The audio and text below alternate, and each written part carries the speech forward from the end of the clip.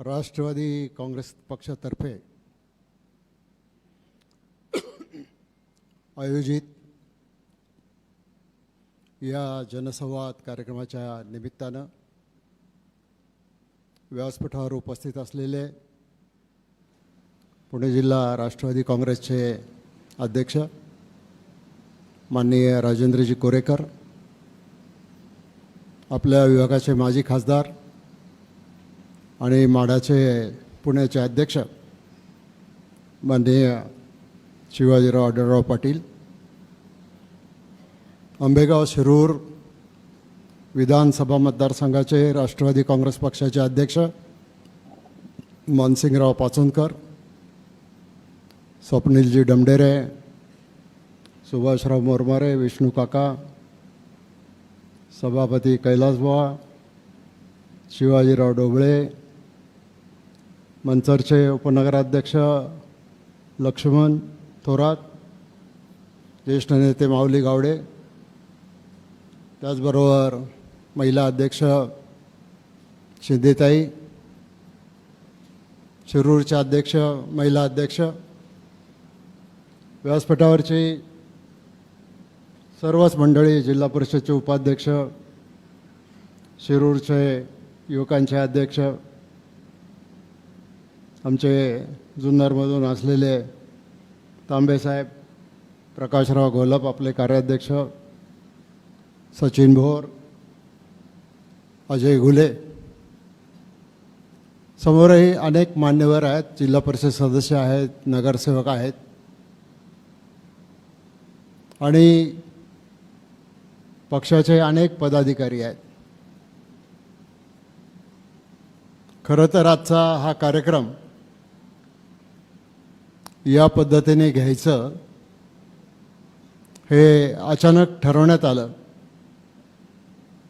नाहीतर कालच मी सोशल मीडियाच्या माध्यमातून प्रेसला निमंत्रण धाडलं होतं की 2 वाजता मी आज पत्रकार परिषद म्हणण्यापेक्षा वार्तालाप, पत्रकारांच्या बरोबर वार्तालाप घेत. परंतु मला काही सहकारी मित्रांचा फोन आला. त्यांनी सांगितलं, ठीक आहे, तुम्ही पत्रकारांशी जर बोलणारच आहात तर कार्यकर्त्यांनाही बोलवा. सध्या जे चाललं आहे तालुक्यामध्ये, जे विषय चालले, जे आंदोलनं चालली आहेत, त्याच्या बाबतीतसुद्धा माझी स्वतःची भूमिका आणि आपल्या पक्षाची भूमिका ही कार्यकर्त्यांच्या समोर आली पाहिजे. आणि म्हणून मग त्या पत्रकारांच्या वार्तालापाचं रूपांतर आपण या आजच्या मेळाव्यामध्ये या ठिकाणी केलेलं आहे. खरं तर मी आधी पत्रकार मित्रांना सांगू इच्छितो की आज मी तुम्हाला ज्या कारणाकरता बोलवलं होतं तर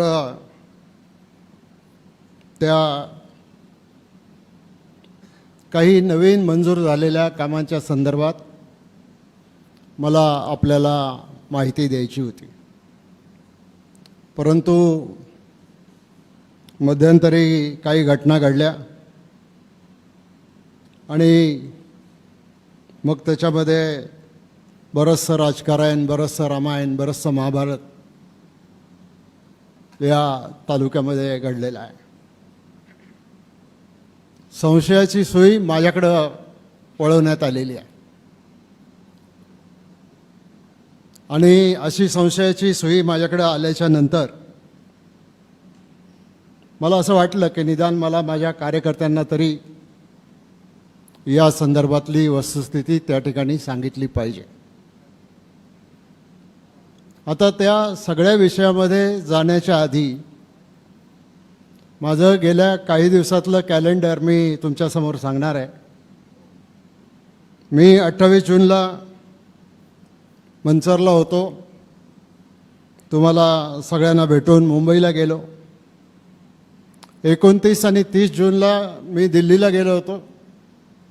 साखर कारखान्यांच्या आणि शेतकऱ्यांच्या काही प्रश्नाच्या संदर्भामध्ये सहकार विभागामध्ये जाऊन चर्चा केली की जी अडचण आज फक्त भीमाशंकर कारखाना नव्हे तर महाराष्ट्रातल्या सगळ्या कारखानदारीच्या समोर जी अडचण उभी राहिलेली आहे, एक तर अल निनोचं संकट आहे, पाऊस अवेळी पडणार आहे. पाऊस अवेळी पडला किंवा कदाचित जी IMD आपली आहे किंवा इंटरनॅशनल काही वेबसाईट्स आहेत हवामान देणाऱ्या, windy.com नावाची एक वेबसाईट आहे, त्याच्यामध्ये जगातली ती वेबसाईट आहे. पावसाचा अंदाज आणि या सगळ्या गोष्टी अतिशय स्पष्टपणानं दाखवायचं ते काम करतात. परवा आदिवासी भागात मी गेलो होतो, मी सहज सांगितलं. आदिवासी भागातला एक तरुण कार्यकर्ता पुढे आला, म्हटलं साहेब मी रोज तीच वेबसाईट बघतो. आणि काय निलेश तुम्ही होता त्यावेळेला तिथं, मला वाटतं डॉक्टर साबळे पण होते. आणि मी पण अंदाज घेत असतो. माननीय मुख्यमंत्र्यांनी मागच्याच अधिवेशनमध्ये सांगितलं, सभागृहात सांगितलं की येणारं वर्ष हे जे आहे ते या अल निनोमुळे हे वर्ष अडचणीचं राहणार आहे. 2 दिवस जरी पाऊस झाला, धरणं जरी भरली, काही अंशानं भरली, आपलं डिंबे धरण 6% होतं, आज ते 49% गेलेलं आहे. अजून 50% धरण आहे भरायचं. पण उद्याच्या काही दिवसामध्ये पाऊस थोडीशी ओढ देणार आहे. आणि हा प्रश्न फक्त आपल्या तालुक्यापुरता नाही, महाराष्ट्रापुरता नाही, तर याचा एक गहरा सामना आपल्याला सगळ्यांना शेतकऱ्याला करायला लागणार आहे. आणि अशी परिस्थिती असताना काही धोरणांच्यामुळं आज मागच्या सीझनमध्ये साखर कारखाने जे 160 दिवस चालायला पाहिजे होते ते 100 दिवससुद्धा चालू शकले नाही. ऊसाचं गाळप करता येणार नाही, अंडर कपॅसिटी राहिले, कर्मचाऱ्यांना घरी बसून पगार द्यायला लागला, साखरेला भाव मिळत नव्हता, इथेनॉलची खपत होत नव्हती, जगामध्ये युद्ध चालू आहे, त्याच्यामुळं पेट्रोल डिझेलचे भाव वाढलेले आहेत. डिझेल पेट्रोलचे भाव वाढले की अख्खी महागाई वाढते, आणि महागाई वाढली की मग त्याचा सामना आर्थिक मंदीमध्ये सामान्य माणसाला त्या ठिकाणी करावा लागतो, कारण त्याला खरेदी करण्याइतके पैसे त्याच्याकडं त्या ठिकाणी नसतात. आणि ही परिस्थिती लक्षामध्ये घेऊन आज मी काही राष्ट्रीय साखर कारखाना संघाचा कोणी पदाधिकारी नाही, पण एक महाराष्ट्रामधला या साखर कारखानदारीचा अनुभव असलेला, आणि आपला भीमाशंकर असेल, विघ्नर असेल, पराग असेल, व्यंकटेश कृपा असेल, किंवा आणखीन जिल्ह्यातले सगळे कारखाने, या कारखान्यांना येणाऱ्या सीझनमध्ये पाऊस पडला नाही तर शेतकरी ऊस किती लावणार, आणि शेतकऱ्यांनी ऊस लावला नाही तर आपल्याला कारखाने करायला अडचणी येणार. पण कारखाने सुरू करायला अडचणी याच्यासाठी येणार कारण गेल्या वर्षी महाराष्ट्रातल्या जवळजवळ सर्वच साखर कारखान्यांची बॅलन्स शीट ही तोट्यामध्ये गेलेली आहे. त्यामुळं कारखाना सुरू करायला मग टोळ्या भरण्याच्यासाठी ॲडव्हान्स द्यावा लागतो, बाकीचं काम करावं लागतं, त्याच्यासाठी कारखान्यांच्याकडे पैसा नाही. FRP तर सगळ्या कारखान्यांनी दिलेलीच आहे, परंतु अनेक कारखाने असे आहेत की ते अजूनही FRP देऊ शकलेले नाहीत. आणि म्हणून हे साखर कारखानदारीवरचं जे संकट आहे, शेतकऱ्यावरचं संकट आहे. कारण शेवटी दुष्काळी परिस्थिती निर्माण झाली, तुम्हाला ऊसाचंही उत्पादन मिळणार नाही, तुम्हाला आणखीन दुसरी काही पिकं घ्यायची असली तर त्याचंही उत्पादन मिळणार नाही. आणि म्हणून ही बाब केंद्र सरकारच्या लक्षामध्ये आणून देण्याच्या दृष्टिकोनातून मी 2 दिवस दिल्लीला थांबलो. ज्यांच्याशी बोलायचं त्यांच्याशी बोललो. त्याच्या आधी एक मीटिंग झाली होती दिल्लीला. राज्याचे मुख्यमंत्री होते, दोन्ही उपमुख्यमंत्री होते, डझनभर मंत्री होते, मी होतो. आणि त्याच्यामध्ये काही निर्णय करण्याच्या संदर्भामध्ये केंद्र सरकारने मान्य केलेलं होतं. परंतु त्याच्यामधले काही निर्णय जरी झालेले असले तरीसुद्धा अजून बरेच निर्णय बाकी आहेत. आणि माझ्यासारख्याची तर भीती ही आहे की येणाऱ्या सीझनमध्ये राज्यातले 50% साखर कारखाने कदाचित सुरूच होऊ शकणार नाही, केवळ आर्थिक अडचणीमुळं. आणि म्हणून मी दिल्लीला गेलो होतो. 1 आणि 2 तारखेला मी शिरूरला होतो. राजेंद्रजी मार्केट कमिटीच्या निवडणुकीचा आपण प्रचार करत होतो. अधिवेशन चालू होतं, परंतु तुमचा आदेश आला. पक्षाचा आदेश पाळण्यासाठी मग इथं आलो. 2 तारखेला मी मुंबईला जायला निघालो आणि मला मेसेज आला की निवडणूक स्थगित केलेली आहे कोर्टाने. मी 2 तारखेला महाराष्ट्राच्या विधानसभेमध्ये गेलो. तिथं कामकाजामध्ये भाग पण घेतला आणि रात्री पंढरपूरला गेलो. पंढरपूरला मनसरकरांनी बांधलेल्या भक्त निवासचं उद्घाटन उपमुख्यमंत्री सुनेत्राताई पवार यांच्या हस्ते त्या ठिकाणी झालं. आणि मग त्याच्यानंतर ते उद्घाटन करून मी परत मनसरला आलो आणि अवसरी इंजिनिअरिंग कॉलेजला आपल्याच एकलऱ्याच्या अमेरिकेमध्ये राहणारी एक शिंदे फॅमिली आहे, त्या शिंदे फॅमिलीचे सगळे मेंबर्स इथं आलेले होते. सगळेच्या सगळे मेंबर्स हे अमेरिकेमध्ये स्थायिक आहेत. त्यांच्या मुलींनी आणि पत्नींनी भरतनाट्यमचा कार्यक्रम या ठिकाणी ठेवला होता आणि भरतनाट्यमच्या अंतर्गत अरंगनेत्रम हे नृत्य त्या एका लहानशा बालिकेने 3 तास त्या ठिकाणी सादर केलं. तिचं कौतुक केलं. आणि बाहेर आल्यानंतर काही पत्रकार मला भेटले. त्यांनी मला सांगितलं की असं असं चाललेलं आहे, अशा अशा धाडी पडत आहेत. मी सांगितलं ठीक आहे, धाडी पडत आहेत. जे अन्न आणि प्रशासन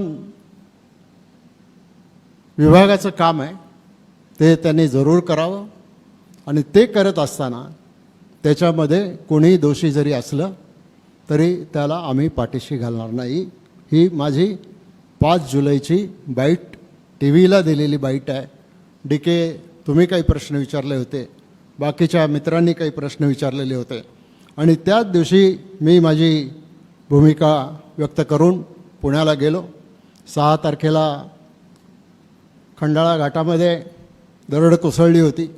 18 तास रस्ता बंद होता, त्यामुळं पुण्यातच थांबायला लागलं आणि तिथूनच मी जे काही कामकाज करायचं होतं ते करत राहिलो. 7ला मुंबईला पोचलो, अधिवेशनात भाग घेतला. 8च्या रात्री ढगफुटी झाली आदिवासी भागामध्ये आणि ढगफुटी झाल्यानंतर मला ज्यावेळेला पहाटे 5 वाजता कळलं त्यावेळेला मी सगळ्या यंत्रणांना जागं केलं. माझ्या लक्षात आलं माळीणला जे घटना घडली होती त्याची आठवण मला झाली. तेव्हा तर मी विधानसभेचा अध्यक्ष होतो आणि मला कळाल्यानंतर मी आलो आणि मला 5 किलोमीटर चालत जायला लागलं होतं त्या घटनास्थळावर त्या ठिकाणी पोचण्यासाठी. आणि म्हणून मग मनसरलाच थांबून जिथं अधिक दरडी कोसळण्याचा धोका होता त्या गावातल्या सगळ्या आदिवासी बांधवांना शाळांमध्ये, ग्रामपंचायत कार्यालयात, अन्य ठिकाणी हलवलं. त्यांना जेवणाची व्यवस्था करणं आवश्यक होतं. 1000 लोकांचं जेवण आपण मनसरहून त्यांना त्या ठिकाणी पाठवलं, गोडेगावरून पाठवलं, सेंट्रल किचनमधून काही लोकांनी पाठवलं, गोवर्धन डेअरीतून काही लोकांनी पाठवलं आणि त्या आदिवासी बांधवांना त्या ठिकाणी मदत करायची भूमिका त्या ठिकाणी आपण घेतली. नंतर पुन्हा मी मुंबईला गेलो आणि दौरा करून मुंबईला गेलो. 10 तारखेला दिवसभर विधानसभा आटपून, कारण तो शेवटचा दिवस होता विधानसभेचा, मी साताऱ्याला गेलो. साताऱ्याला पोचलो. काल रयत शिक्षण संस्थेची बैठक होती साताऱ्याला. सकाळी 11 वाजेपासून तर 3 वाजेपर्यंत बैठक चालली. तिथून पुण्याला आलो. पुण्यावरून 5:30 वाजल्यापासून तर रात्री 9 वाजेपर्यंत वसंतदादा शुगर इन्स्टिट्यूटची बैठक साखर संकुलमध्ये मी घेतली. आणि आज सकाळी पुण्यावरून निघून मी आज तुमच्या सगळ्यांच्या समोर उभा आहे. हा सगळा कार्यक्रम तुम्हाला सांगायची भूमिका एवढीच आहे, कारण अनेक लोक विचारतात की या दुधाच्या संदर्भामध्ये जी कारवाई झाली त्याच्यामध्ये सभागृहामध्ये चर्चा झाली, मग आमचे आमदार दिलीप वळसे पाटील का बोलले नाहीत? त्यांना कदाचित माहीत नसेल, मंगळवार दिनांक 7 तारखेला विधानसभेमध्ये या विषयाची चर्चा आमदार योगेश टिळेकर यांनी केलेली. मी काही विधान परिषदेचा सदस्य नाही, त्यामुळं मी विधान परिषदेत जाऊन तिथं चर्चेत भाग घेऊ शकत नाही. आणि दुसरं, विधानसभेमध्ये सुरेश धस आणि जितेंद्र आव्हाड यांनी अंतिम आठवडा जो प्रस्ताव असतो त्या आठवड्यावर त्याच्यामध्ये त्यांनी चर्चा केली.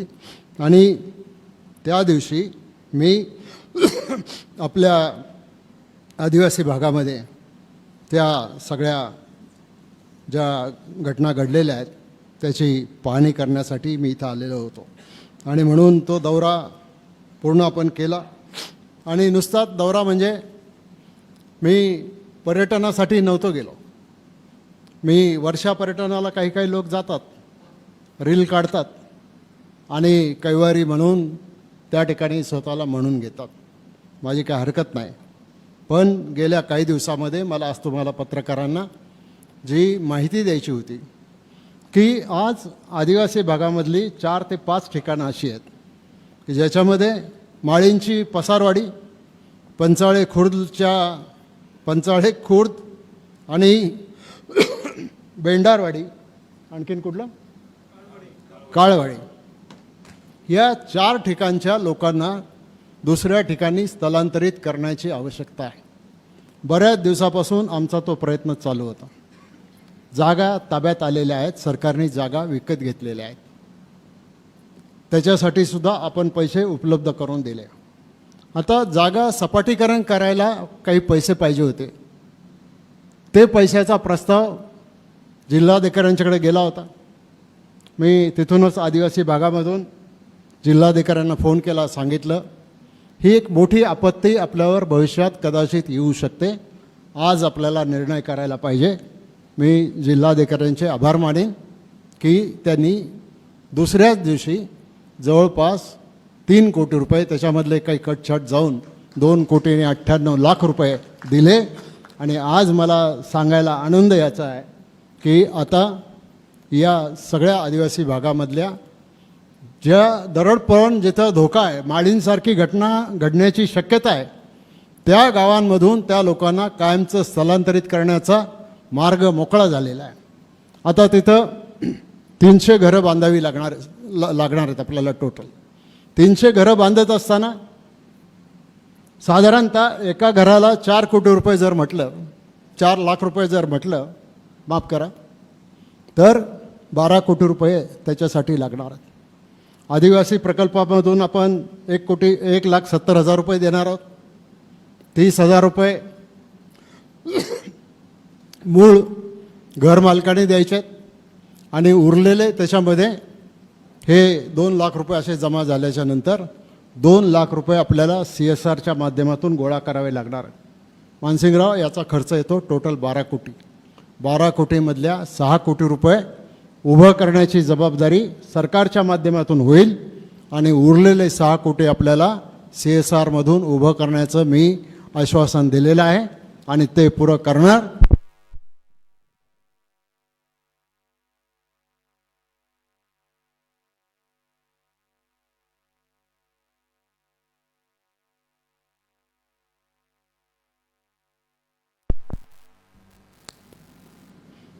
तर ते आपण पूर्ण करणार.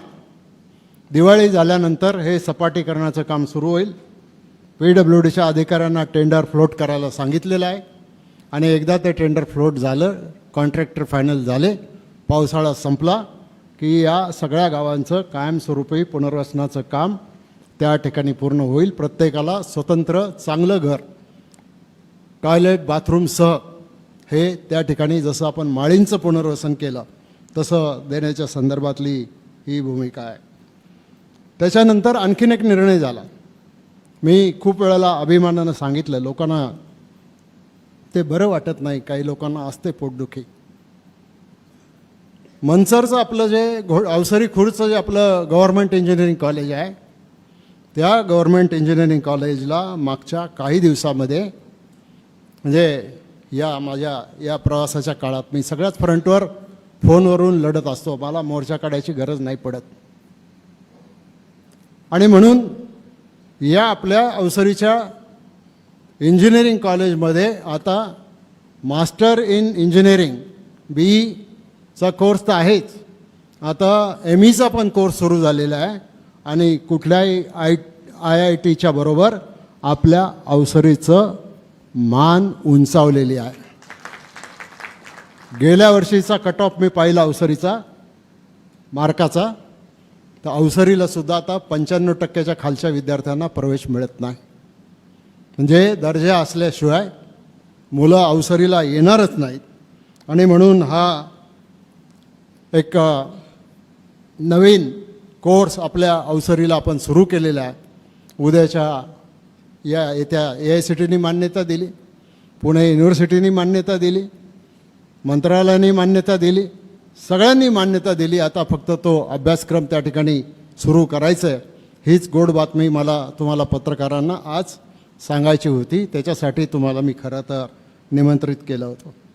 नाहीतर आणि त्याचबरोबर मागच्याच वेळेला मी तुम्हाला सांगितलं की घोडेगावपासून मंचर आणि मंचरपासून बेला हा एक नवीन रस्ता या वर्षाच्या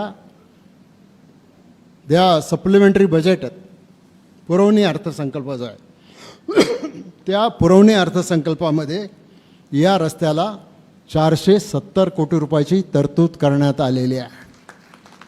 आणि हा रस्ता आता थेट घोडेगावपासून म्हणजे शिंदेवाडीपासून मंचरला येईल, मंचरून आपलं चांडोली मार्गे पुढं बेल्यापर्यंत त्या ठिकाणी जाईल.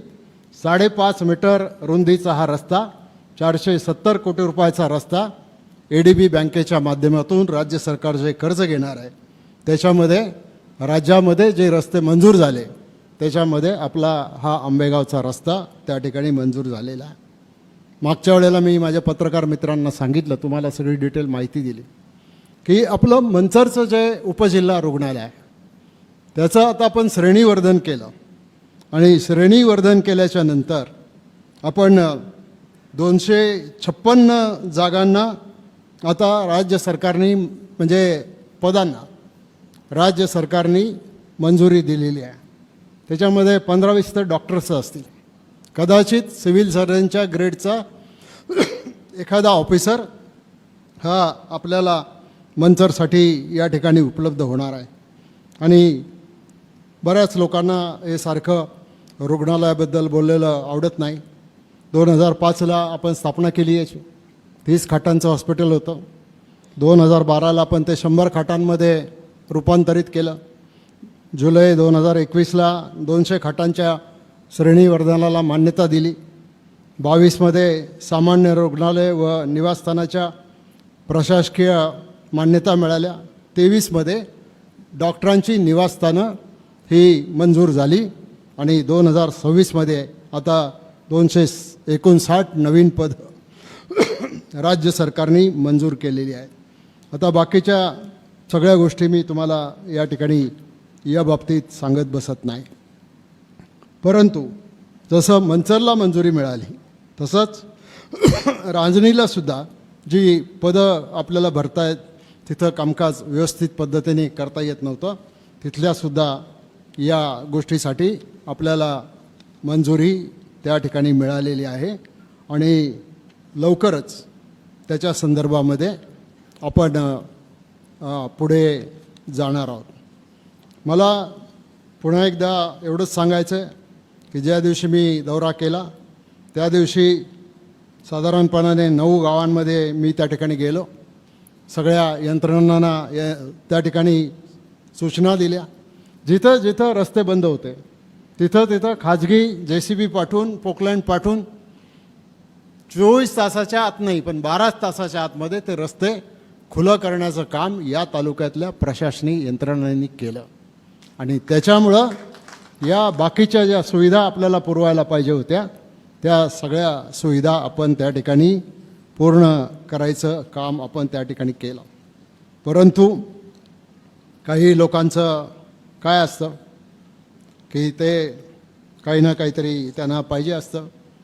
झालं, विधानसभेची निवडणूक झाली, जिल्हा परिषदची निवडणूक झाली. जिल्हा परिषदच्या निवडणुकीत जो कौल मिळाला आपल्याला आंबेगावमध्ये पण आणि शिरूरमध्ये, त्याच्यावर बराच काळ हे लोक शांत होते. परंतु शेवटी संधी शोधणारे काही लोक असतात, संधीचा फायदा घेणारे लोक काही असतात. काही घटना या ठिकाणी घडली आणि ह्या घटना घडल्याच्या नंतर घटना काय आहे की दुधामध्ये भेसळ आहे आणि या भेसळयुक्त दुधामुळं जर लहान मुलांच्या, नागरिकांच्या जीवाला जर त्या ठिकाणी धोका, जर त्या ठिकाणी काही अपाय होत असेल आणि कॅन्सर होत असेल तर अशा प्रकारच्या कुठल्याही भेसळीचं मी समर्थन करू शकत नाही, त्याला मी पाठीशी घालू शकत नाही, मग कोणी जरी असला तरी. पण ही घटना काही फक्त आंबेगावमध्येच घडली असं नाही. या अशा प्रकारचे छापे अख्ख्या पुणे जिल्ह्यात झाले, महाराष्ट्रामध्ये झाले.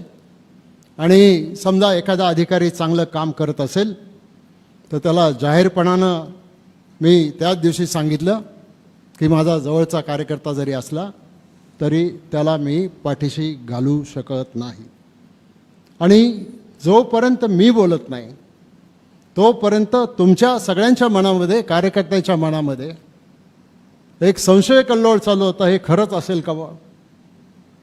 आता काय असेल नसेल ते ठरवतील मुंडे साहेब, त्यावेळेला आपण बोलू त्याच्यावर. आज काही त्याच्या खोलामध्ये मला जायची गरज नाही. परंतु तुमच्या आणि माझ्या मनामध्ये कुठल्याही प्रकारचा संशय असू नये म्हणून अतिशय स्पष्ट भूमिका तुमच्यासमोर मांडण्यासाठीच आज तुम्हाला सगळ्याला कार्यकर्त्यांना या ठिकाणी बोलवलेलं आहे. मी बोलत नाही, मी गप्प आहे, मग काहीतरी याच्यामध्ये भानगड आहे असा आता कांगावा काही लोकांनी करायला आणि आपल्या तालुक्याला बदनाम करायला सुरू केलेला आहे. पण तुमच्या मनात काही जरी संभ्रम असला तरी ते तुम्ही मला खुलेपणानं विचार. मी आज या कार्यक्रमामध्ये बाकीची भाषणं एवढ्यासाठी ठेवली नाहीत की माझं भाषण झाल्यानंतर कार्यकर्त्यांच्या मनामध्ये काही प्रश्न असले तरीही त्यांनी प्रश्न विचारावेत आणि पत्रकारांच्याही मनामध्ये काही प्रश्न असले तर तुम्हीसुद्धा मला प्रश्न विचारा, त्याची उत्तरं जिथल्या तिथं देण्याची जबाबदारी आज माझी त्या ठिकाणी आहे. शेवटी चौकशीमध्ये काय होईल, आता बऱ्याच गोष्टी बोलल्या गेल्या. मग आता हे एवढं सगळं चाललं आहे, मग याच्यावर झालं, त्याच्यावर झालं, हा या पक्षाचा पदाधिकारी, तो याचा अमका, तो त्याचा तमका. मग पडद्यामागचा सूत्रधार कोण? आता पडद्यामागचा सूत्रधार मी नाही एवढंच लक्षात ठेवा. आणि इथं सूत्रधारच नाही, इथं इतकी मजल पुढे गेली की या तालुक्याचा अक्का कोण. अरे उदाहरण सांगायला गेलो तर या तालुक्याला कळेल खरा अक्का या तालुक्यात कुठे आहे. पण या तय्या इतक्या खालच्या पातळीवर मी जाणार नाही. आणि मी तुम्हाला एवढंच सांगतो की जोपर्यंत चौकशी पूर्ण होत नाही, जोपर्यंत आरोपपत्र निश्चित केलं जात नाही, जोपर्यंत FIR दाखल होत नाही तोपर्यंत त्याच्यावर माझ्यासारख्यानी काही खाजगीत किंवा विधानसभेमध्ये सुद्धा बोलणं योग्य नाही. कारण ज्याला या विषयाचं सर्व थोडंफार का होईना ज्ञान त्याच्यामध्ये आहे. पण मला एक आणखीन विचारायचं वाणी साहेब, की आता ही छापेमारी झाली, समजा आमचे 2 कार्यकर्ते असतील, भाजपच्या कार्यकर्त्यांच्या डेअरीमध्ये छापेमारी झाली का नाही झाली? त्याच्यात तुमच्या तोंडून ब्र का नाही निघत?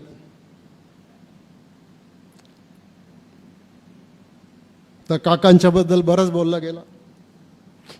ठीक आहे, काकांनी सांगितलं माझा पुतण्या आहे, तो पुतण्याने काय केलं मला माहिती नाही. ठीक आहे, ते आता त्यांच्यावर कारवाई झाली, पोलिसांनी अटक केली, ते जेलमध्ये आहेत. त्याला काय आम्ही अडवायला गेलो नाही की तुम्ही यांना सोडा का आणखीन काय करा का काय करा वगैरे वगैरे. आणि म्हणून हे सगळं त्या ठिकाणी चाललं आहे. आणि हा भेसळीचा विषय जो आहे ना, हा इतका लहान विषय नाही आहे. आता भेसळ कशा कशामध्ये होते? फक्त दुधातच होते का? चिकनमध्ये होते की नाही होते? जे वारकरी नाहीत त्यांनी उत्तर द्या, हो नाही तर नाही, काहीतरी सांगा. मटणात होते, तांदळात होते, मसाल्यात होते, खाद्यतेलांमध्ये होते, औषधांमध्ये होते, आणखीन कशा कशात भेसळ होते. सगळ्यात मोठी भेसळ तर विचाराच्या तुमच्या डोक्यात जी भेसळ झाली ना, ती खरी भेसळ आहे. आणि ती खरी भेसळ तुम्हाला काढा आणि मग तुम्हाला दुधावर, भेसळीवर, बाकीच्या गोष्टीवर काय बोलायचं ते बोला. पण हा विषय तुम्ही शेतकऱ्यांच्या हितासाठी काढलाय का दिलीप वळसे पाटलांच्या विरुद्ध काही राजकारण कट कारस्थान करण्यासाठी काढलेला? ठीक आहे, तुमचं तुम्हाला लखलाभ हो, मला त्याचं काही म्हणणं नाही. आणि म्हणून मी तुम्हाला माझा सगळा कार्यक्रम सांगितला. माझा जो विचार आहे, आपला सगळ्यांचा जो विचार आहे, हा शाहू फुले आंबेडकरांचा, छत्रपती शिवाजी महाराजांचा विचार घेऊन आपण पुढं चाललेलो आहोत. पण एखाद्या लहान प्रश्नावरून सुद्धा जाती जातीमध्ये आणि धर्माधर्मामध्ये भांडणं लावायचं काम कोणी करत असेल. काल शिंगव्याला एक दुर्दैवी घटना घडली. एका अल्पवयीन तरुणीच्या बरोबर, मुलीच्या बरोबर, फुलच ते छोटंसं फूल, काही छेडछाड करण्याचा प्रयत्न झाला. पोलिसांनी तातडीने कारवाई केली. आता कायदा काय सांगतो? कायदा सांगतो की एखाद्या महिलेच्या विरुद्ध काही अत्याचार, अन्याय किंवा आणखीन काही वेगळ्या गोष्टी करायचा कोणी प्रयत्न जर केला आणि ती पीडिता जर जिवंत असेल तर तिची आयडेंटिटी समाजामध्ये उघड होता कामा नये. कारण त्याला पॉक्सोचा कायदा लागतो. आणि पॉक्सोचा कायदा ज्या वेळेला लागतो त्यावेळेला मग त्याचं चित्रीकरण गेलेला पत्रकारसुद्धा क्रिमिनल प्रॉसिक्युशनमधून सुटणार नाही. त्याला भेट द्यायला त्या कुटुंबाला एखादी व्यक्ती त्याच्यामध्ये मृत्यू पावली तर मग त्याच्या घरी सांत्वनाला जाता येतं. आता विचारतात, शिंगव्याला एवढी मोठी घटना घडली, वळसे पाटील अजून भेटायला नाही आले. अरे बाबा, कायदा समजून घ्या. असं जाता येत नाही. असं गेला तर त्या मुलीच्या आयुष्याची बर्बादी त्या ठिकाणी होईल. मला शिंगवे ग्रामस्थांचं काही कळत नाही. त्यांनी ग्रामसभा काय बोलवली, आज कोणी काय भेटायला काय घरी जाणार होते. शेवटी त्या मुलीची जर आयडेंटिटी रिव्हील झाली तर तिचं अख्खं आयुष्य त्याच्यामध्ये उद्ध्वस्त होऊ शकतं. दुर्दैवानं हे घडलं, पण त्यातल्या त्यात फारसं काही घडलं नाही, फक्त छेडछाडच झालेली आहे. त्यामुळे त्या निष्पाप 4 वर्षाच्या बालिकेचा काही दोष त्याच्यामध्ये नाही. आणि त्याच्यामुळं आज लगेच तिथं मग वेगवेगळ्या संघटनांचे लोक जातात. मग परराज्यातून आलेले मुसलमान, राज्यातले मुसलमान, हिंदू. अरे हा काय विषय आहे का? विषय तुम्ही आर्थिक प्रगतीचा विषय मांडा. समाजाला पुढं घेऊन जायचा विषय मांडा. छत्रपती शिवाजी महाराजांचं नाव तुम्ही घेता. महात्मा ज्योतिराव फुले, डॉक्टर बाबासाहेब आंबेडकर, छत्रपती शाहू महाराज ज्यांनी 1902 सालामध्ये मागासलेल्या समाजासाठी पहिलं आरक्षण दिलं ते शाहू महाराजांनी दिलं 1902 मध्ये. आपल्याला जे आरक्षण मिळालं ते 1950 मध्ये मिळालं. स्वातंत्र्य मिळाल्याच्या नंतर आपल्या घटनेप्रमाणे डॉक्टर बाबासाहेब आंबेडकरांनी ते दिलं. त्यामुळं हे सगळे एकमेकाचे गुरु आणि त्यांची विचारधारा घेऊन आम्ही ज्या वेळेला पुढे चाललो आहे त्यावेळेला अशा प्रकारच्या गोष्टी तुम्ही जर त्या ठिकाणी करणार असाल तर माझी त्यांना सगळ्यांना एक जाहीरपणानं विनंती आहे की आपण अशा प्रकारच्या गोष्टी कृपया करू नका. सरकार आपलं आहे, गृहमंत्री आपला आहे. शेवटी अशी एखादी छोटीशी घटना घडली ती जर पसरत गेली त्याचं लोन राज्यभर त्या ठिकाणी पसरू शकतं. मी गृहमंत्री म्हणून काम केलेलं आहे, मला माहिती आहे सरकार कसं चालतं, घटना कशा घडतात, विझवायच्या कशा असतात, पेटवायच्या कशा असतात. आणि म्हणून अशा प्रकारे कुठल्याही लहान मोठ्या प्रसंगाच्या माध्यमातून आपण जर हे करायला लागलो तर ते निदान सत्तेमधल्या सामील असलेल्या लोकांनी तरी त्या भानगडीत पडू नये अशी माझी तुम्हाला विनंती आहे. अलीकडच्या काळामध्ये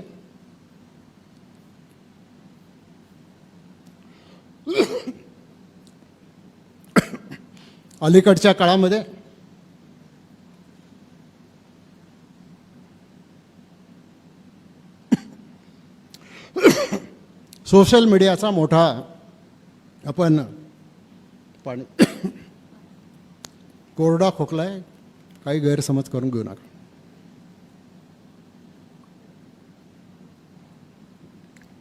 फेक अकाउंट काढून बदनामी करायचं काम मोठ्या प्रमाणामध्ये सुरू झालेलं आहे. माझी सगळ्यांना विनंती आहे की तुम्ही फेक अकाउंटवरून बदनामी करण्यापेक्षा ज्याला कोणाला करायची ना त्यांनी स्वतःच्या अकाउंटवरून करा. आणि स्वतःच्या अकाउंटवरून बदनामी केल्याच्या नंतर आगे होत आहे क्या ते फक्त तुम्ही बघत राहा. पण तेवढी हिंमत तुमच्यामध्ये नाही. तुम्ही आव्हान मला करता वळसे पाटलांनी असं करावं, वळसे पाटलांनी नैतिकता स्वीकारून राजीनामा द्यावा, अमुक करावं तमुक करावं. अरे तुमच्या आता विरोधकांनी काय करायचं ते ठरलं, पण आमचे पक्षाचे कार्यकर्ते काय करतात? तुमच्या नेतृत्वावर, तुमच्या विचारावर, तुमच्या पक्षावर चिखलफेक केली जाते. तुमच्यामध्ये एक सुद्धा माणूस समर्थ नाही का की या सगळ्या गोष्टींना तेवढ्याच सडेतोडपणानं स्वतःच्या अकाउंटवरून उत्तर देऊ शकेल? आणि तुमच्यात हिंमत नसेल तर तुम्ही सांगा की आम्ही राष्ट्रवादीचे कार्यकर्ते असलो तरी आम्ही फक्त कामापुरतेच कार्यकर्ते आहोत आणि बाकीच्या गोष्टी कुठल्या गोष्टी आम्ही अंगाला लावून घेणार नाही. चुकीच्या गोष्टीचं समर्थन करा असं मी कधीच सांगणार नाही, पण ज्या गोष्टी आहेत ज्या चुकीच्या पद्धतीनं त्या ठिकाणी मांडलं जात आहे आणि मग केवळ आपला कार्यक्रम विकासाचा कार्यक्रम आहे आणि विकासाच्या बाजूने आणि सत्याच्या बाजूने लढायचं काम आपल्याला ज्या वेळेला करायचं आहे त्यावेळेला मग आपल्याला त्याच गोष्टीतून लढावं लागेल. सगळ्या पदाधिकाऱ्यांना, सगळ्या कार्यकर्त्यांना मी वॉच करत असतो, कोणाकोणाचं काय चाललं आहे, कोण कोण काय काय करतं आहे. तुम्हाला पक्षावर होणारे हल्ले परतून लावताच आले पाहिजेत. मग तरुण असतील, ज्येष्ठ असतील, महिला असतील, पदाधिकारी असतील, सगळ्यांनी लावले पाहिजेत. अरे आम्ही कुठेही असलो तर घारीसारखं आमचं लक्ष तिथंच असतं. परवा केंदूरला त्याच पावसात एक घटना घडली. ठाकर समाजाची 35 कुटुंबं राहतात. 35 कुटुंबावर त्या ठिकाणी त्यांचं एक घर पडलं. जर मोठी आपत्ती झाली असती तर लगेच तिथं काहीतरी भयंकर घडलं असतं. मी फोन केला, विचारलं तहसीलदारला, प्रांतांना विचारलं. प्रांतांनी सांगितलं ते पुनर्वसन करायचं ठरलं आहे पण ते मोजणी होत नाही. मोजणीच्या अधिकाऱ्याला सांगितलं उद्या संध्याकाळपर्यंत मोजणी करून उद्या संध्याकाळपर्यंत मला क पत्राची प्रत मिळाली पाहिजे आणि ती क पत्राची प्रत मला दुसऱ्या दिवशी संध्याकाळी मिळाली. आज केंदूरच्या सुद्धा लोकांचा त्या ठिकाणी घरांचा प्रश्न मार्गी लागलेला आहे. आमचे केंदूरचे कार्यकर्ते नाही सरसावले तिथं पुढे, आमचे 42 गावातले कार्यकर्ते नाही सरसावले पुढे. आदिवासी भागातल्या प्रवीण पारधींनी मला फोन केला की त्या ठिकाणी या ठाकर समाजाचे लोक आहेत, त्यांना मदत करण्याची गरज आहे. मग मी पदाधिकाऱ्यांना फोन केला आणि पदाधिकाऱ्यांना सांगितलं त्यांना स्थलांतरित करा, त्यांची जेवणाची व्यवस्था करा. आणि जेवणाची व्यवस्था केल्याच्यानंतर 2 दिवस त्यांना ठेवल्याच्यानंतर मग ते पुन्हा त्या ठिकाणी आपापल्या कुटुंबामध्ये गेले. आता खरं तर मी काही या छोट्या छोट्या प्रश्नांना उत्तरं देत बसत नाही कधी, पण आज मी थोडंसं बोलणारच आहे. मी एवढंच तुम्हाला सांगतो. आता बरेच लोक आपल्याला स्वतःला शेतकऱ्यांची कैवारी म्हणून घेतात.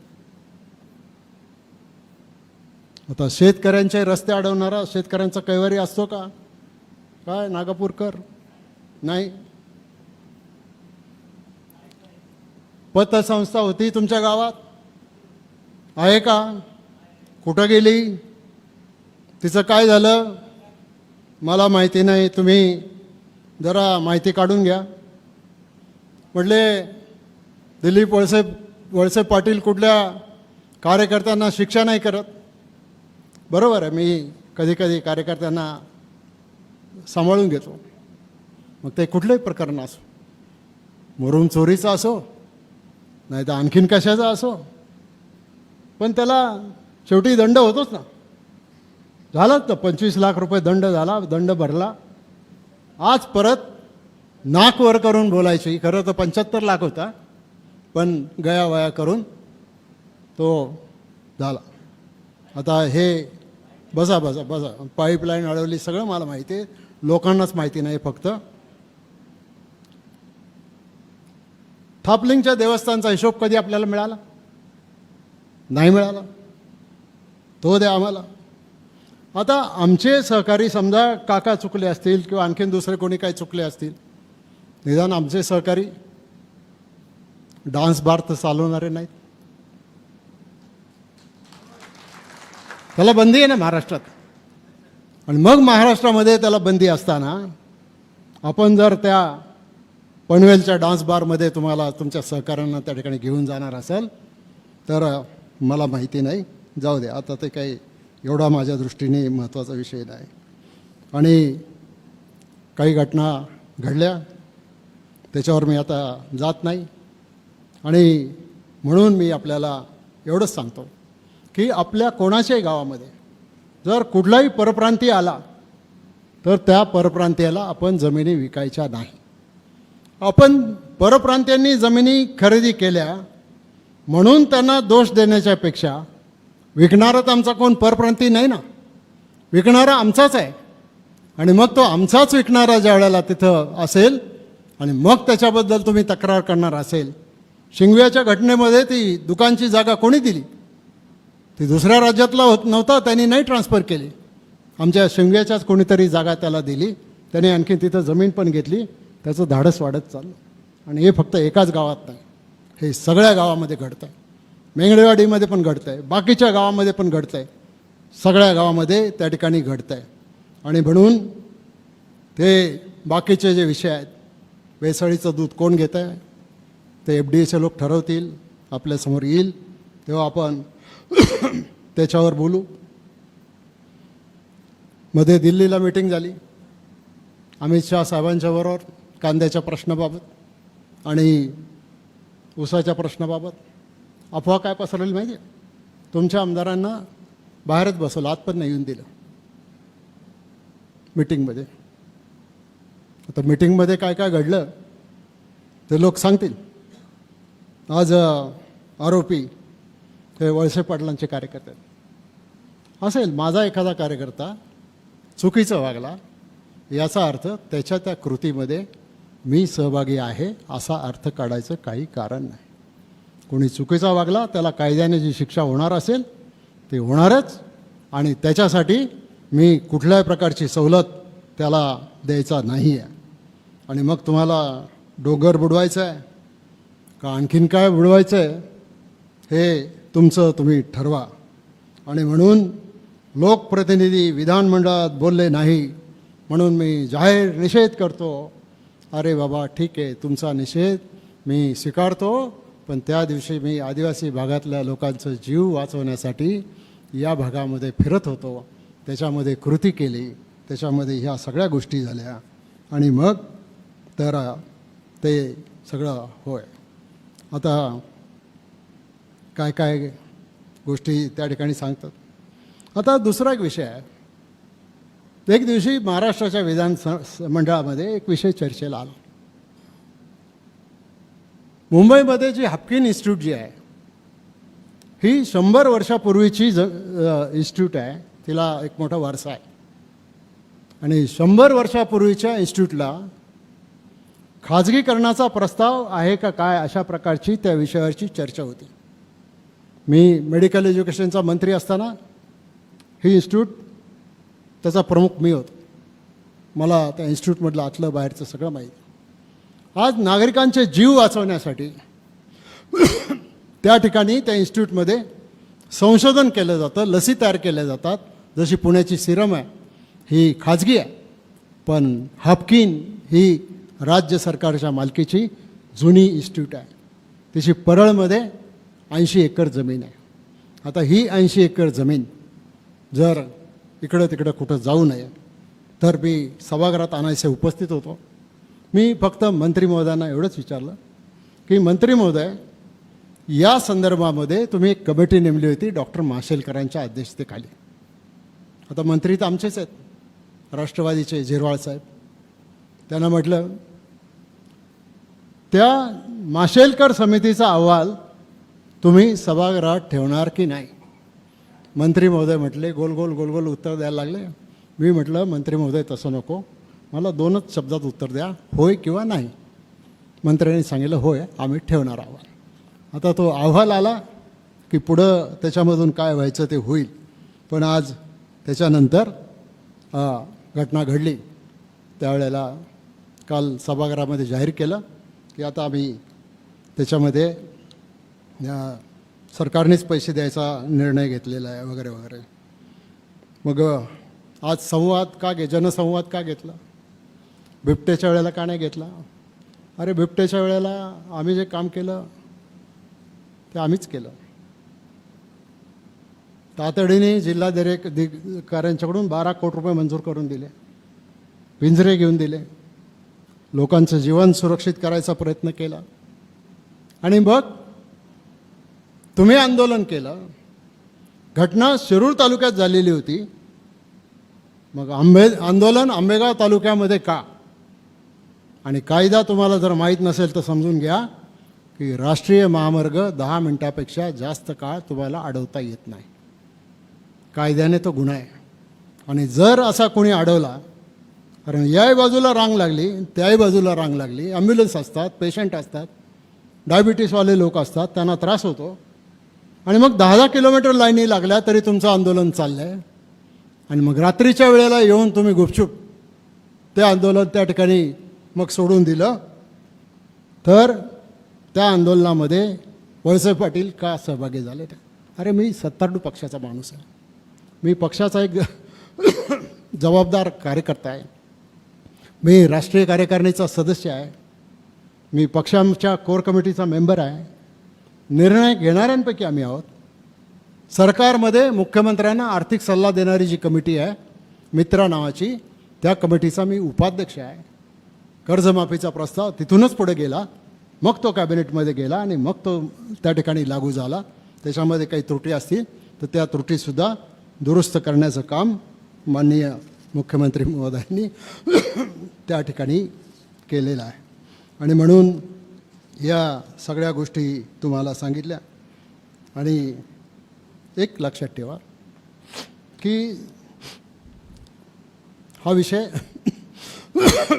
आपल्याला वाटतो तेवढा सोपा नाही. हा विषय याचे बरेच हे आहेत. माझ्या हातात एक पोलीस स्टेशनचा जबाब आहे.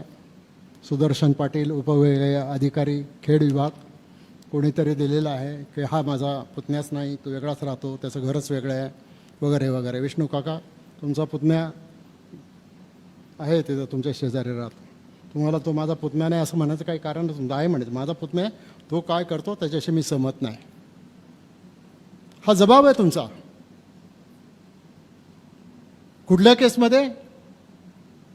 तर त्या केसमध्ये जाऊ द्या, कुठली का असेल, आपल्याला काय करायचं त्याच्यामध्ये. आता बरेच बाददार दुसरे पण सरसावले पुढे, त्यांनी पण बऱ्याच गोष्टी मांडायचा प्रयत्न केला आणि त्याच्यामध्ये कात्रज डेअरीत एकाच कुटुंबाची 30 वर्ष वगैरे वगैरे.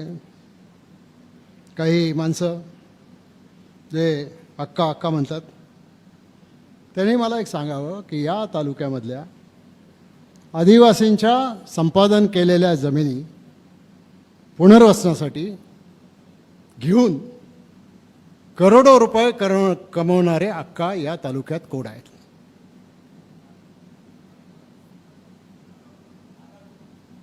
नाही, बरेच आहेत, एकच नाही, बरेच आहेत. तर तेही तुम्ही जरा समजून घ्या. दूध उत्पादनामध्ये घट झालेली आहे. मी बरं झालं त्यांना ते कळलं लवकर याचा परिणाम काय होणार. तर माझा मोबाईल फोन देता का?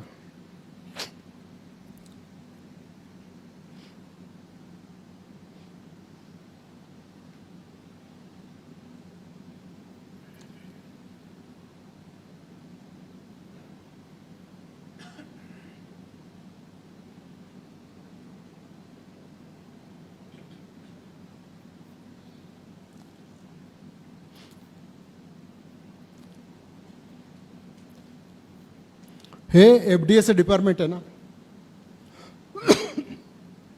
हे 2 ठिकाणाहून ऑपरेट होतं. ज्यांना केंद्राचं लायसन्स आहे त्यांना केंद्राचं FDA डिपार्टमेंट रेग्युलेट करतं. ज्यांना राज्याचं लायसन्स आहे त्यांना राज्याचं FDA त्या ठिकाणी रेग्युलेट करतं. केंद्राचा कायदा काय सांगतो की शेतकऱ्याने आणलं तसं दूध तुम्ही घेतलं पाहिजे. आता भेसळ हा एक वेगळा विषय. दुधाचं उत्पन्न, त्याची दर्जा, त्याची क्वालिटी, ह्या सगळ्या वेगळ्या गोष्टी आहेत आणि हे त्याच्याशी संबंधित आहे.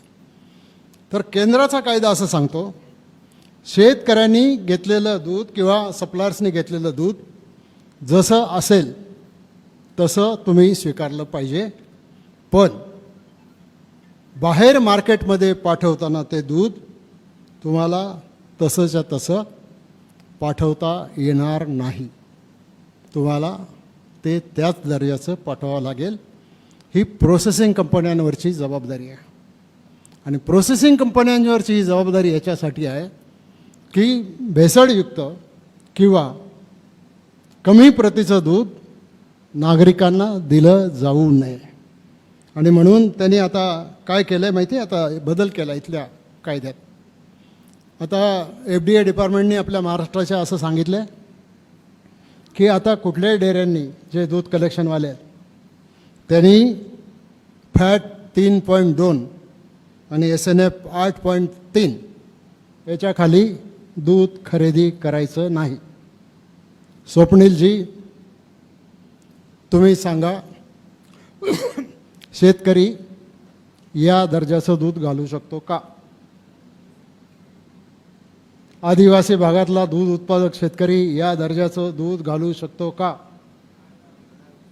तुम्ही आहे ना सगळे शेतकरी दूधवाले. मग त्या कंपन्यांवर जबाबदारी टाकली की या दर्जाचं दूध नसेल तर तुम्ही त्याची विल्हेवाट लावायची नाही, तुम्ही ते परत करायचं. आणि आता ते दूध जर परत केलं तर मग आपोआप दुधाचं संकलन कमी होईल. आणि दुधाचं संकलन एकदा कमी झालं की मग दुधाचे भाव वाढतील, हे नक्की आहे.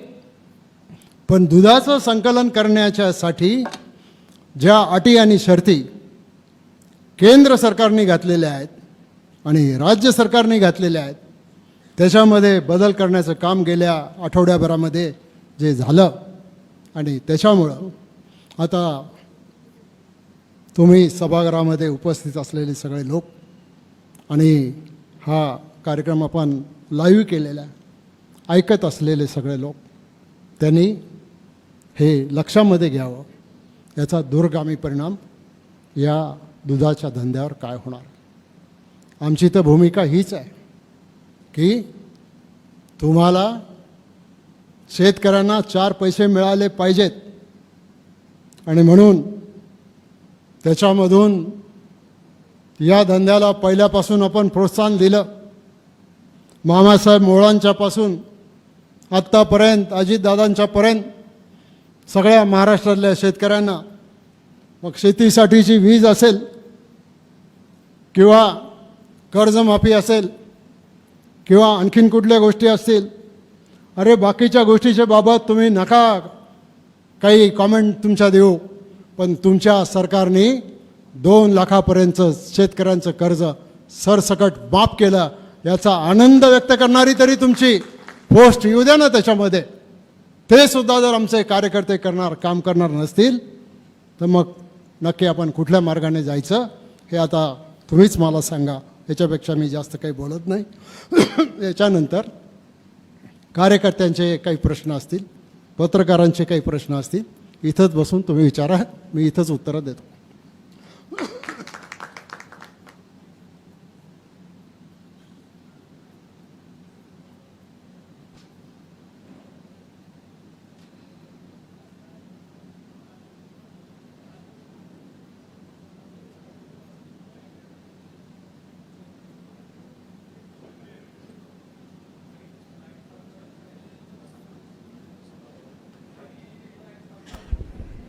कार्यकर्त्यांना कोणाला काही विचारायचं का?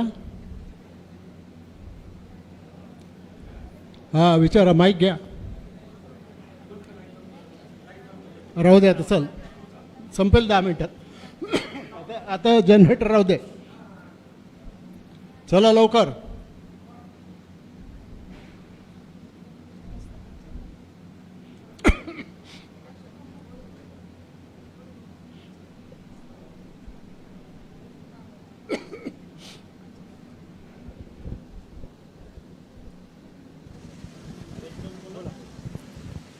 माझे नाव कल्याण महादू शिंदे, माजी सरपंच अवसरी खुर्द, आणि माझासुद्धा एक व्यवसाय 26 गायांचा दुग्ध व्यवसाय आहे.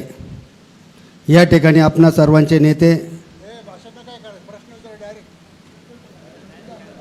डायरेक्ट प्रश्न विचारायचा, भाषण नाही करायचं. काय आज या ठिकाणी प्रश्न असला तर विचारायचा, नसला तर नाही म्हणायचं. आज या ठिकाणी अनेक प्रश्नांवर साहेबांनी आपल्याला काही मार्गदर्शन केलं, उत्तर दिलं. माझा एकच प्रश्न आहे की गीर गायांचं जे दूध जातं ते आपल्या गायांचं, साधा गायांचं किंवा HF गायांचं दूध जातं आणि A2 म्हणून ते दूध बाजारामध्ये पाठवलं जातं. त्यामुळं आपल्या HF गायांना जो रेट मिळाला पाहिजे, किंमत मिळाली पाहिजे, ती मिळत नाही. तरी या दृष्टीने जे आपले काही उद्योजक असतील त्यांनी त्या पद्धतीचं दूध पाठवलं नाही पाहिजे. दुसरी एक सूचना अशी आहे की 3-2ची फॅट आणि 8-3चा SNF जर शेतकऱ्यांनी चांगल्या पद्धतीचं जर दूध घातलं तर साहेब माझी फॅट ही 4-1 आहे आणि SNF कमीत कमी 8-5च्या पुढे. आजलाय माझं अक्षराला दूध आहे, त्या पद्धतीने आत्ताही माझा रेट बघा. परंतु शेतकऱ्यांनी ज्या पद्धतीने चालले आहेत तर शेतकऱ्यांची जी चूक आहे, शेतकऱ्यांनी स्वतः आपलं आत्मसात करावं, आत्मपरीक्षण करावं, चांगल्या पद्धतीने दूध घाला आणि चांगल्या पद्धतीने रेट घ्या, हीच आपणा सर्वांना एक विनंती आहे. धन्यवाद. तसं एक निवेदन द्या तुम्ही. गीर गायींच्या संदर्भात तुम्ही काय बोलले तसं एक निवेदन द्या.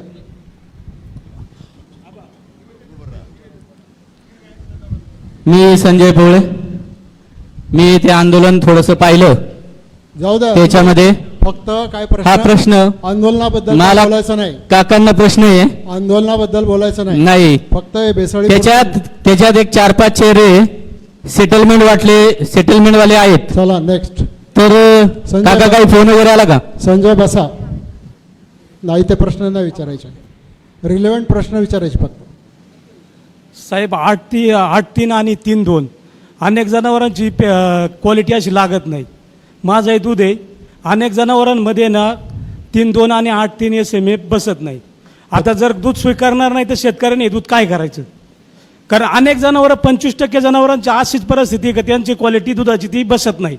आणि कात्रजचे चेअरमन आमच्या श्रीराम डेअरीमध्ये आले होते, त्यावेळी पण आमची चर्चा झाली होती. आता त्याने राजीनामा दिला, आता ते नाहीत चेअरमन. आता ते खेड तालुक्यात चेअरमन पद तिकडे जाऊ. असं आहे की हा नियम कुणी केला आहे? हा नियम FDAने केलेला आहे.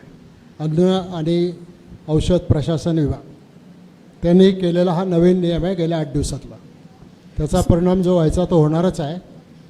मला माहिती आहे त्याचा परिणाम काय होणार, पण ते कदाचित आपल्या बऱ्याच लोकांना मानवणार नाही, म्हणून मी त्याच्यावर काही बोलत नाही. योग्य वेळेला बोलेन. साहेब, माझं एक म्हणणं आहे. माझं लांडेवाडी, साकोरे, चास, कडेवाडी, कळंब या ठिकाणी संकलन आहे. जवळपास 3-3.5 लिटर संकलन आहे. आणि मी सायबर डायमॅनिक्सला दूध देतो बारामतीला. हां त्यांचं चिलिंग सेंटर आहे माझ्याकडं. तर आता शेतकऱ्यांचं दुधाचा SNF सकाळी बरेच गवळी माझे असे होते का 3, 5, 7, 8 लागले. त्यांना मी पाठीमागं पाठवलं, कारण शासनाने नियम केलाय. कारण दूध उचलतं नाही कोणीच. 3, 8, 3 कमीत कमी क्वालिटी पाहिजे टाकीची, तरच दूध उचलतात. आणि बरेचसे असे शेतकरी आपल्या भागात सगळा हिरवा चारा असतो जास्त, त्याच्यामुळे SNF लागत नाही. आणि मग ते दूध आज मला रिटर्न पाठवावं लागलं. लांडेवाडी भागातलं असेल, कडेवाडी असेल, चास असेल किंवा साकोरे, कळंब. तर त्याच्यासाठी शासनाने काहीतरी निर्णय घेतला पाहिजे. जवळपास 7-8 किंवा 7-5 पर्यंत SNF हे दूध घेतलं पाहिजे, अशी माझी विनंती. तर आता शासनाने जो नवीन निर्णय घेतलेला आहे FDA विभागाने, तर तुमचं निवेदन द्या, मी संबंधितांच्याकडे पाठवतो.